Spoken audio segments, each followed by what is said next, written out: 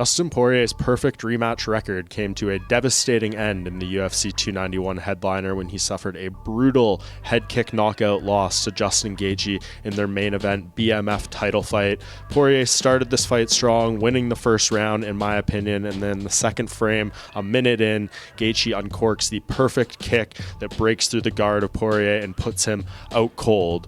Now the future is somewhat in peril and a mystery for Poirier. He was non-committal as to his fighting future and what could be next for him at this point. He said he's accomplished a lot, pretty much all you can, minus that undisputed lightweight belt, which he's fallen short of twice.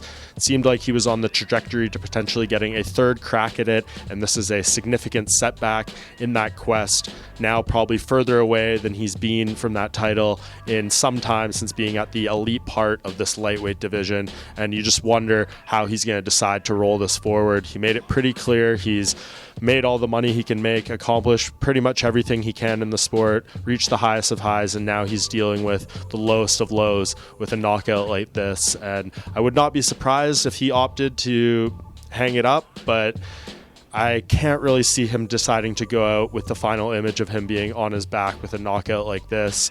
But you just wonder, where is the path for him to get back to the top? To me, there's only really one sensible fight if he's fighting a lightweight contender, and that's got to be against Beneil Dariush. The UFC has tried to make this fight between them before when they were both on the upward trajectory, and now with Dariush having recently suffered a loss to Charles Oliveira back at UFC 289 in June, they are both looking on the rebound here.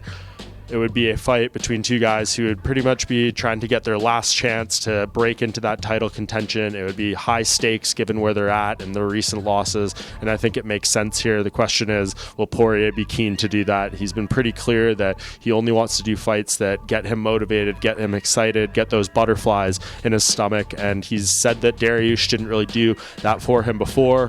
Perhaps this lights a different type of fire under him in terms of what he's looking for and the fights he thinks make sense.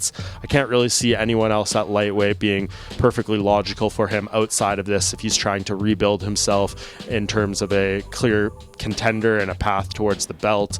Both those guys, of course, are still in the top 5 at lightweight, and I think that would be the one that makes sense. But ultimately, it's going to come down to what Poirier wants to do. If his motivation to continue fighting is there, to me, that is the fight to make. But if it's not, maybe he decides to hang it up. So he's going to take some time, decide what he wants to do going forward. If we see him back, Beneil Dariush is the fight to make. If not, we'll see how he decides to proceed with his career.